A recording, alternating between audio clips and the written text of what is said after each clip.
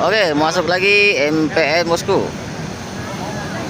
MPM pulang dari kota Medan, mendarat dengan mulus di Payakumbuh dengan julukan Supardi V59.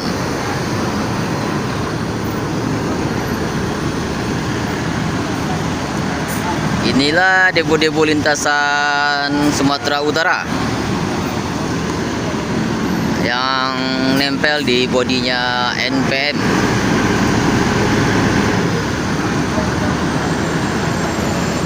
Oke, ada 2 unit bosku. Sini ada NPM lagi dengan julukan Naura Jet Bus 5.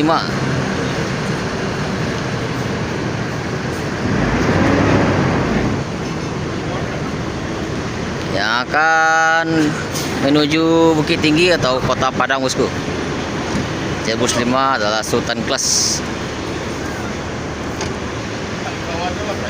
V99 kayak ini, dengan julukan Naura.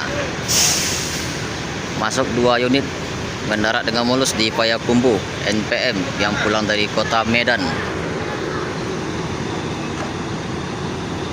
Ini Supardi V59 NPM.